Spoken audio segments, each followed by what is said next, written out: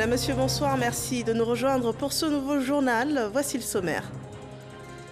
Audience au palais présidentiel accordée au ministre des Affaires étrangères et de la coopération de la Guinée équatoriale. Oyono Essono Siméon s'est entretenu avec le président Alassane Ouattara sur la coopération bilatérale et multilatérale, précisément les moyens de diversifier et de renforcer les relations entre son pays et la Côte d'Ivoire.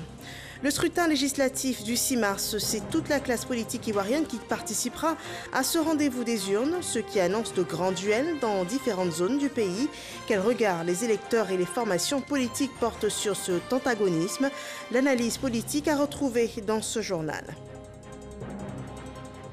Et l'exécution du plan de sécurité du territoire 2021, le général Vagondo Diomandé, ministre de l'Intérieur et de la Sécurité, lance l'opération Épervier 6. Les forces engagées dans cette opération agiront avec rigueur pour la sécurisation des biens et des personnes. Bienvenue dans ce 23h. Un émissaire du président équato-guinéen était reçu ce jeudi au palais de la présidence au Plateau. Oyono Essono Siméon portait au chef de l'État Alassane Ouattara la volonté de voir renforcer les liens bilatéraux et multilatéraux entre son pays et la Côte d'Ivoire. La coopération étant déjà sectorielle, d'autres secteurs d'activité devraient diversifier, à savoir l'agriculture, l'industrie et les PME, PMI, suivant ce rapport de la rencontre par Viviane Aima. Reçu ce jeudi 18 février par le président de la République Alassane Ouattara au palais présidentiel, le ministre des Affaires étrangères et de la coopération de la Guinée équatoriale, Oyono Essono Siméon, était porteur d'un message du chef de l'État Théodoro Obiang Nguema à son homologue ivoirien. Il faut souligner que sous l'impulsion des deux chefs d'État, les relations d'amitié et de coopération entre les deux pays se sont renforcées. Je suis porteur d'un message de son Excellence M. Obiang Nguema Mbazoua, chef d'État de la République de Guinée équatoriale, président de la République, pour son homologue et frère, son Excellent M. Alassane Ouattara, président de la République de Côte d'Ivoire, dans le cadre de consultations mutuelles entre deux chefs d'État de haut niveau sur des questions de coopération bilatérale et multilatérale. Comme vous le savez, la Guinée équatoriale et la Côte d'Ivoire entretient des relations sectorielles de coopération et travaillent ensemble pour l'élargissement de celle-ci à d'autres secteurs de coopération, surtout secteur de l'agriculture, de l'entreprise et l'industrie, petite et moyenne entreprise industrie, et inscrit dans le programme de diversification et d'échange de points de vue de leur économie. Le président Alassane Ouattara s'est déjà rendu par 2 fois à Malabo. C'était en juin 2011 et en février 2013. De son côté, le président Théodoro Obiang Nguema avait effectué une visite de 24 heures à Abidjan en décembre 2019. Le service public ivoirien poursuit sa modernisation. Un outil de gestion des ressources humaines est mis à la disposition de l'administration publique et parapublique.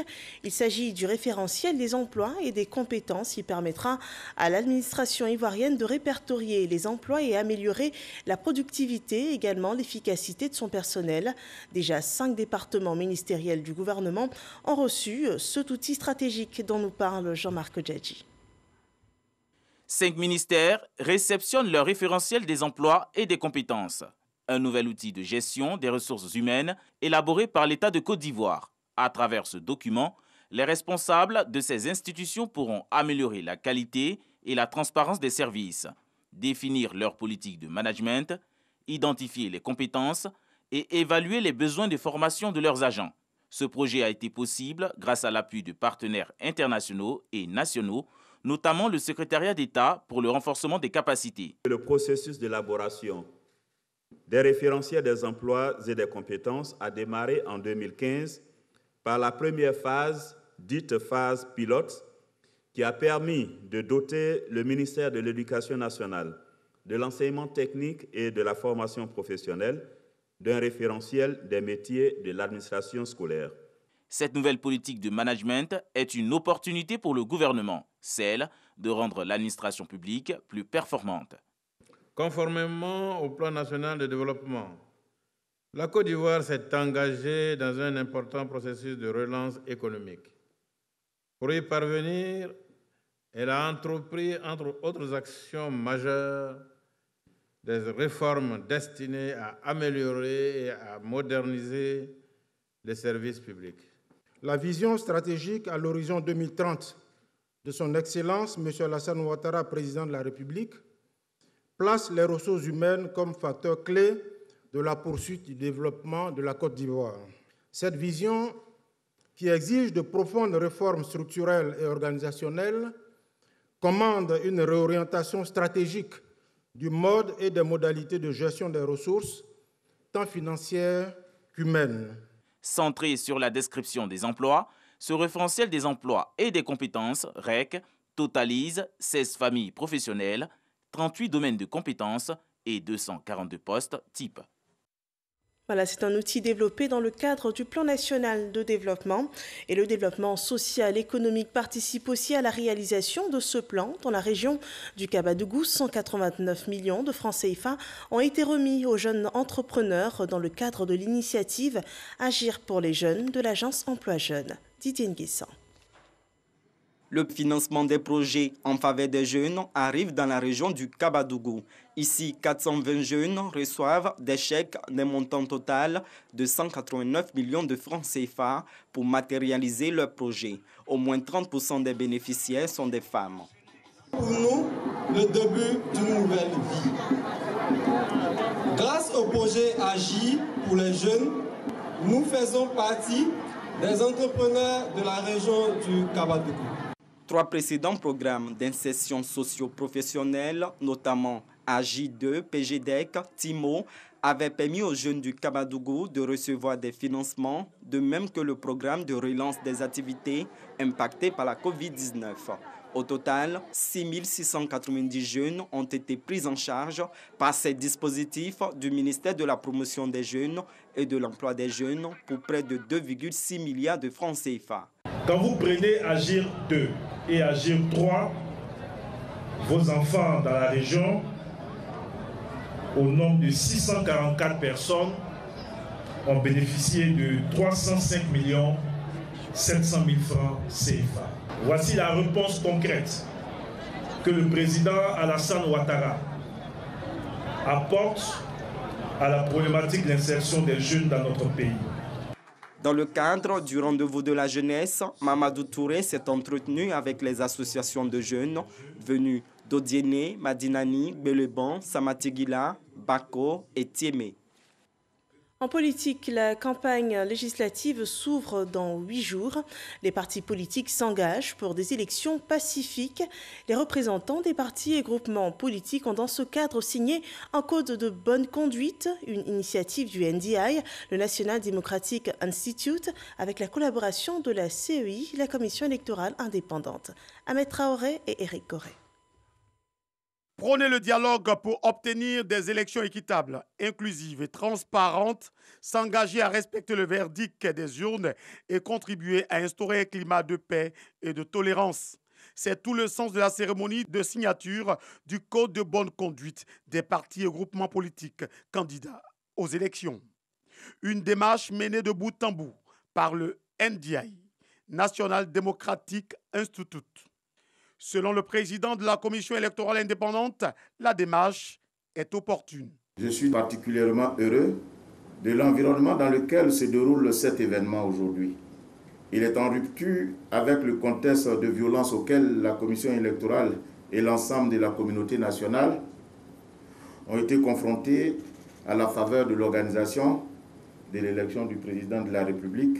La classe politique ivoirienne, pour sa part, manifeste toute son adhésion. La signature du Code de bonne conduite, cet engagement du RADP dans la démocratie et dans une compétition électorale civilisée, apaisée, afin de consolider la paix dans notre pays. Depuis 2008, ce code avait été mis en place. Il a été aménagé et aujourd'hui nous signons sa nouvelle mouture qui vise un seul objectif, c'est de demander aux Ivoiriens, quels qu'ils soient, candidats de quelque parti politique qu'ils soient, de s'inscrire dans la dynamique de paix. Pour rappel, le NDI facilite le dialogue entre les différents acteurs politiques depuis 2017. À présent, ce code de bonne conduite entre en vigueur puisqu'il vient d'être signé par les parties prenantes. Et en rapport avec les élections législatives, je vous donne lecture de ce communiqué de la CEI. La Commission électorale indépendante informe l'ensemble des électeurs, les anciens électeurs et les nouveaux électeurs de 2020, qu'elle procédera en prélude à la tenue du scrutin législatif du 6 mars 2021 à la distribution des cartes d'électeurs dans la période du samedi 20 février au samedi 27 février 2021. Cette distribution se fera au siège des commissions électorales locales, les CEL, dont la liste est consultable sur les www.cei.ci sur l'ensemble du territoire national. Les pièces exigées pour le retrait de la carte d'électeur sont les suivantes: la carte nationale d'identité, la CNI, ou l'attestation d'identité, ou encore le certificat de nationalité ou le récépissé d'enrôlement délivré par l'ONESI ou l'ex-ONI. Un communiqué signé à Abidjan le 17 février du secrétaire permanent de la CEI. Des législatives, nous en parlons d'ailleurs. Le dossier de ce journal en parle également. C'est ce qui ponctue l'actualité de ce pays, l'actualité politique ivoirienne. Le 6 mars prochain, l'opposition et le parti au pouvoir soumettront leurs candidats à la décision des Ivoiriens pour l'élection des députés. C'est d'ailleurs exceptionnel car depuis les années 90, le pouvoir et l'opposition n'ont pas compéti ensemble pour des législatives. Ce scrutin renferme donc de grands enjeux dans plusieurs zones du pays. Des candidats de poids lourds s'affronteront pour ravir le siège de leur circonscription. Pour renouveler les 255 membres de l'Assemblée nationale, la compétition s'annonce éclectique, suivant ce dossier de Michel Digré.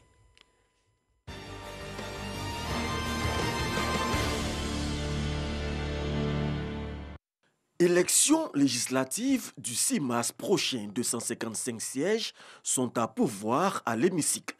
Au regard de la qualité des candidats et de l'engouement de toute la classe politique, la compétition s'annonce rude avec de grands chocs en perspective. Je prends le cas de Port-Boué. Port-Boué, ça sera un peu comme un match retour entre le maire actuel et naturellement le candidat du RADP. Si on pense qu'au plateau, il y a le député maire Evo Jacques et son rival que nous connaissons, Odé. Donc ça fait que vraiment nous pensons que ça sera un grand derby. Derby, duel ou encore remontada. L'arène politique sera aux couleurs du vocabulaire sportif le temps des législatives. Dans le district d'Abidjan, les projecteurs seront une fois de plus braqués sur la commune du Plateau, où le candidat du PDCI Jacques Owo tentera de conserver son siège acquis de haute lutte il y a 5 ans. Mais cette fois-ci, le RHDP entend passer à l'offensive et jouer les premiers rôles. L'élection qui a eu lieu en 2016 et l'élection qui aura lieu cette année, c'est deux contextes totalement différents. Il y a le lien personnel que nous avons tissé, construit au fil des ans avec les différentes populations. Et ça, c'est extrêmement important. À Yopougon, pouvoir et opposition jouent gros. Il est de coutume que celui qui est au pouvoir à Yopougon ait la meilleure position. Je crois que c'est cette loi qui est respectée. Bon, que certains partent de là pour conclure que c'est une commune de pro-Gbagbo, ben, on verra bien. Le match n'est intéressant que si vous avez en face des adversaires de taille. Donc nous sommes totalement confiants. Nous les respectons, mais nous sommes confiants. Traditionnellement, il s'agit d'une circonscription dans laquelle le PDCI-RDA, notre allié dans cette coalition électorale, a toujours fait environ au minimum 25%, quel que soit le type d'élection. Et puis il s'agit également d'une circonscription dans laquelle les partisans du président Laurent Gbagbo sont à tel point nombreux qu'on a donné dans le langage populaire ivoirien à la commune de Yopougon le surnom de fief de Laurent Gbagbo, de Yopougon de Gbagbo, etc.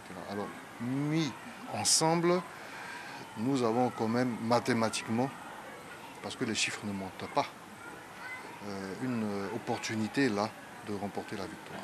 Nous sommes optimistes au niveau de l'opposition, comme je l'ai dit tout à l'heure.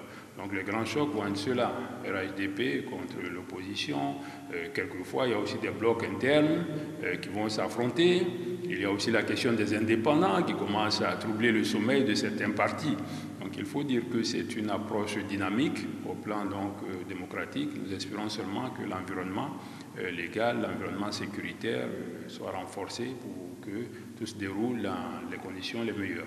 Comme choc interne, l'on assistera à un duel au sein de l'opposition entre Maurice Kakoudikawe du PDCI et Marie-Odette Lorognon de EDS pour le siège de Gagnois sous préfecture.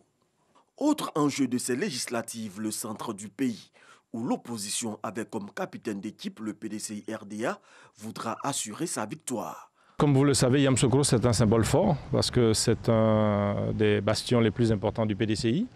La première chose à laquelle nous nous attelons en ce moment, c'est donc la mobilisation de tous les électeurs. Et nous sommes sûrs que le symbole de Yamoussoukro restera très fort au soir du 6 mars. Pour le RHDP, le Vébaoulé n'est plus la chasse gardée du PDCI RDA. Les choses ont beaucoup bougé dans le centre du pays. Parce que le président Alassane Ouattara a fait d'énormes réalisations en Pays baoulé. Ce sont des atouts que nous pouvons comptabiliser. Mais au-delà de l'aspect de développement, il y a le fait aussi que la création du RHDP a beaucoup fait changer les choses. La plupart des hauts cadres du PDCI-RDA ont adhéré au RHDP. Donc il ne sera plus question de dire au niveau du centre que le PDCI est notre fétiche. L'ouest du pays, le bastion de l'UDPCI, le RHDP veut déjouer les pronostics à la faveur de ces législatives. L'ouest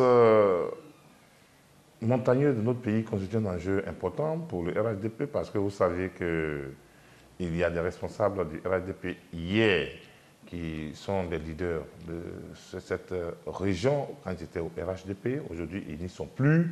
Et le RHDP a fait peau neuve avec de nouvelles têtes qui sont au travail à l'Ouest. Cette élection va venir pour montrer l'ancrage réel du RHDP. Et il s'agit pour nous de faire en sorte que ce qui est la réalité soit révélé à travers le nombre de députés que nous aurons. Nous voulons garantir que le RHDP gagnera la majorité des députés dans l'ouest du pays. Cette élection est effectivement une élection particulière.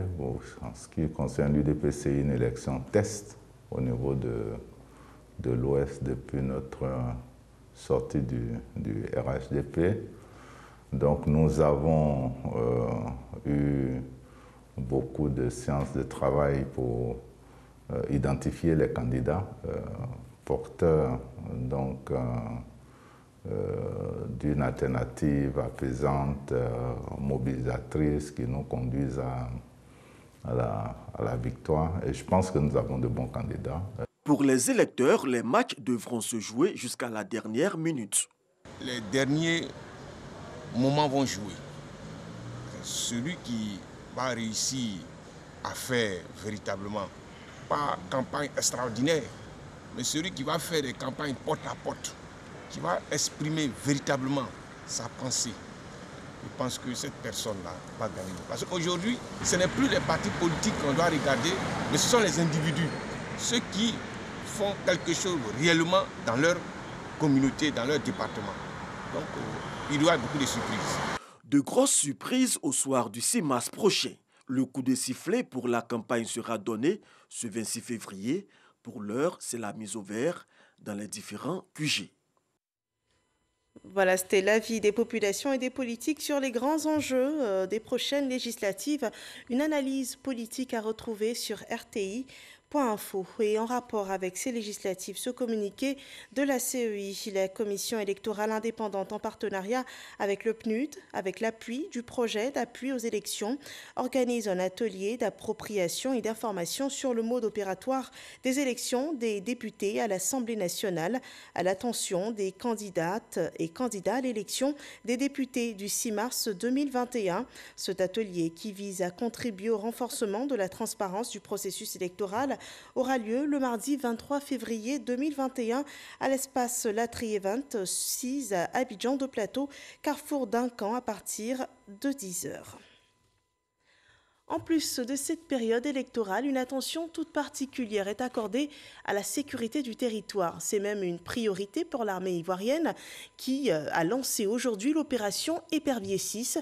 L'objectif, c'est de garantir la sécurité des personnes et des biens dans toutes les communes du district d'Abidjan et dans l'ensemble des villes de la Côte d'Ivoire. Les implications de cette opération sont révélées dans ce reportage de Abou Sanogo.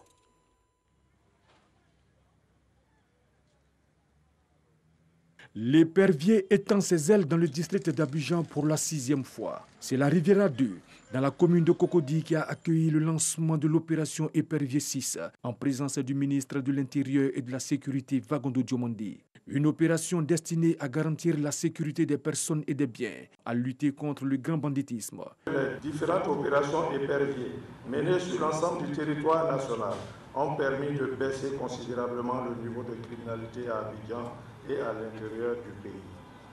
Ces opérations visent à lutter contre la criminalité sous toutes ses formes, lutter contre le trafic illicite de drogue, lutter contre le phénomène des enfants en conflit avec la loi, lutter contre le terrorisme et rechercher et démanteler les gangs armés et autres bandits de grand acabit. Avant leur déploiement sur le terrain, le ministre de l'Intérieur et de la Sécurité, Vagondo Diomondi, a invité ses hommes à mener cette opération avec responsabilité et à agir avec professionnalisme.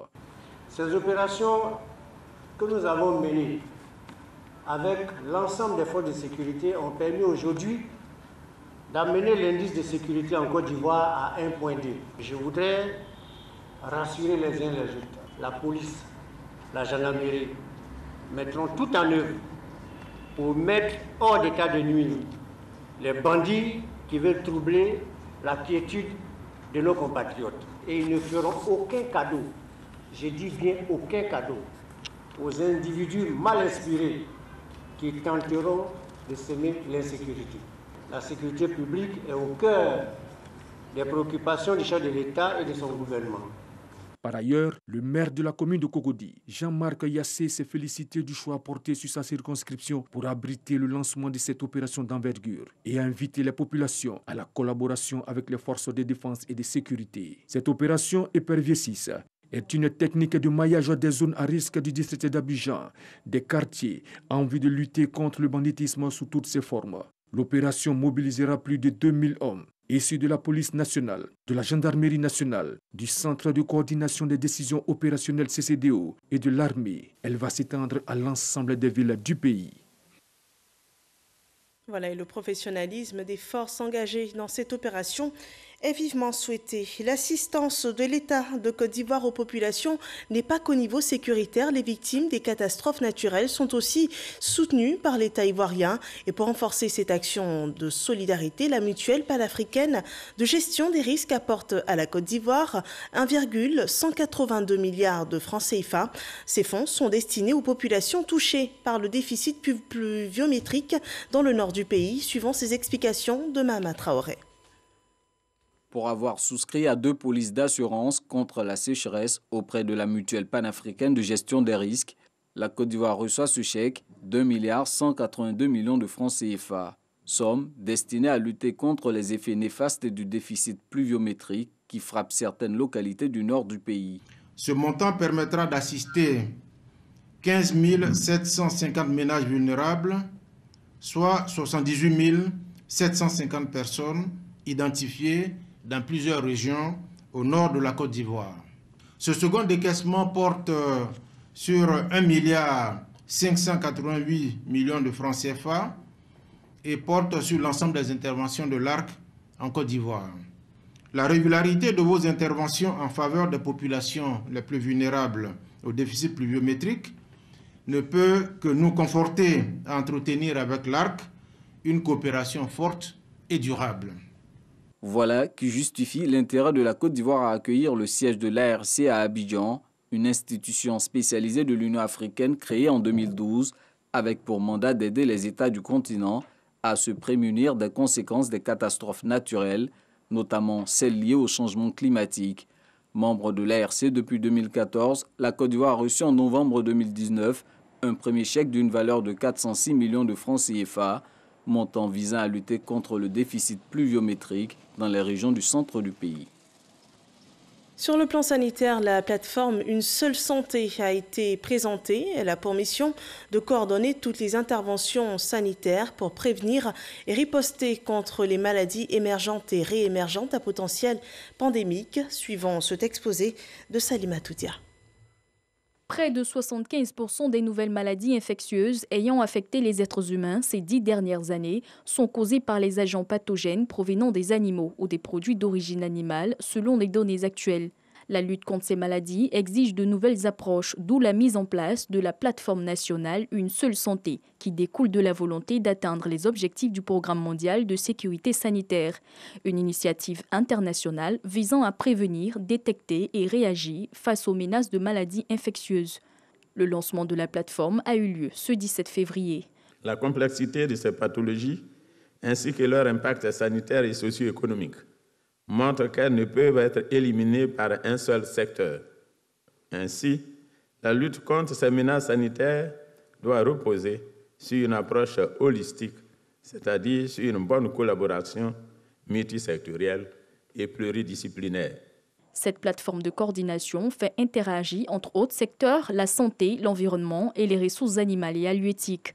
Institutionnalisée en avril 2019, cette plateforme matérialise aux yeux des partenaires au développement l'engagement du gouvernement à s'approprier l'approche Une seule santé. L'Alliance Tripartite Plus se dit engagée à promouvoir le principe d'un monde sain. Il faut détecter rapidement les maladies chez l'homme, mais aussi chez l'animal et agir vite, localement et alerter globalement. Et c'est là les leviers à actionner pour que les émergents ne deviennent pas des pandémies.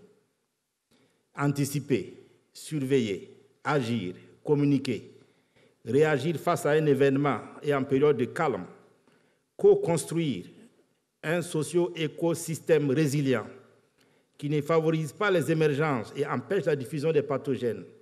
Voilà qui doit aujourd'hui devenir un objectif partagé de gestion renouvelée de la santé à l'échelle du territoire, du pays et de la planète tout entière.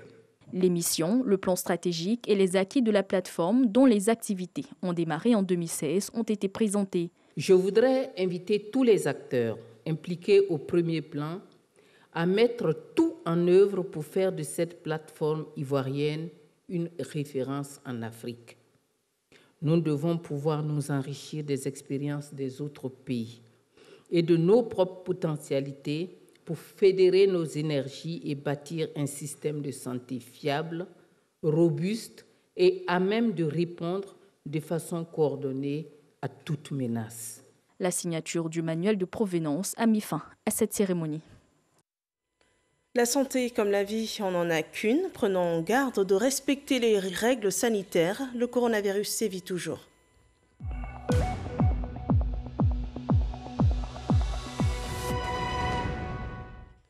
Le ministère de la Santé et de l'Hygiène publique a enregistré ce jeudi 115 nouveaux cas de Covid-19, 196 nouvelles guérisons et 3 décès. Ce 18 février 2021, la Côte d'Ivoire compte ainsi 31 612 cas confirmés, dont 29 937 personnes guéries, 183 personnes décédées et reste encore 1492 cas actifs. La pandémie est bien réelle. Veillons au respect strict des gestes barrières pour briser la chaîne de contamination. L'actualité au Niger, le 21 février prochain se tiendra le second tour de l'élection présidentielle. La campagne s'achève demain, vendredi 19 février, et jusqu'à la dernière heure de cette date butoir, les deux candidats en lice, Mohamed Bazoum et Mahaman Ousmane, sont à la conquête des électeurs dans cette dernière ligne droite de la campagne. Les différents projets de gouvernance sont mis en évidence et on voit cela avec Sidonie Davila et Ulrich Agondo. À l'entrée du siège du Parti Rose, un business florissant de gadgets à l'effigie de Mohamed Bazoum. Le candidat du Parti nigérien pour la démocratie et le socialisme, PNDS, est aussi bien présent sur les murs des bâtiments et les véhicules. Le candidat est actuellement en région pour ses derniers meetings en vue de rallier les populations à sa cause. La capitale Niamey n'est pour autant pas délaissée. Le staff de Mohamed Bazoum continue d'y déployer sa stratégie de communication. L'objectif est de ratisser large. La priorité de notre candidat, c'est justement l'éducation.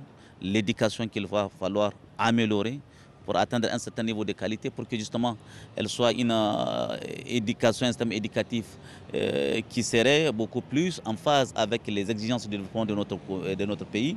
Donc globalement, nous sommes sur ces deux questions. L'éducation, la question de l'emploi des jeunes, mais c'est aussi la question de la femme, également par rapport à son autonomisation. Le renouveau démocratique et républicain RDR, Tchangdi, le parti de l'ex-président Mahaman Ousmane, arrivé en deuxième position au premier tour, s'active également en région ces derniers jours de campagne. Son candidat y est au contact des électeurs, mais à Niamey, la conquête des votants ne faiblit pas. Au siège du parti, le programme du candidat est expliqué à chaque visiteur, priorité inscrite dans son programme de gouvernement. Le candidat Mahaman Ousmane a défini 7 priorités dans son programme, à savoir eau, éducation, emploi, énergie, environnement, équipement et équité. Donc il pense en résolvant des questions majeures comme ça, il pourra sortir le Niger de l'ornière. Il a prévu un budget de 15 000 milliards pour financer ce programme-là. Chacun des candidats reste convaincu de sa victoire. Nous sommes très confiants parce que nous avons foi au processus électoral en cours au Niger. Nous avons foi au travail que nous avons accompli en tant que parti. On part confiant. En fait, il suffit de voir l'ambiance autour de nous. En tout cas, tous les gens que vous voyez autour de nous, ils sont confiants. On pense qu'on va gagner ces élections. Qui du camp du parti au pouvoir, PNDS, ou de l'opposition RDR, aura la faveur des électeurs. La vérité, elle, sortira des urnes le 21 février prochain. Là, ici, le moins qu'on puisse dire, c'est que le meilleur gagne. Ce journal est terminé. Prenez soin de vous. Je vous retrouve demain pour l'information de la mi-journée. D'ici là, portez-vous bien et excellente fin de soirée sur RTI 1.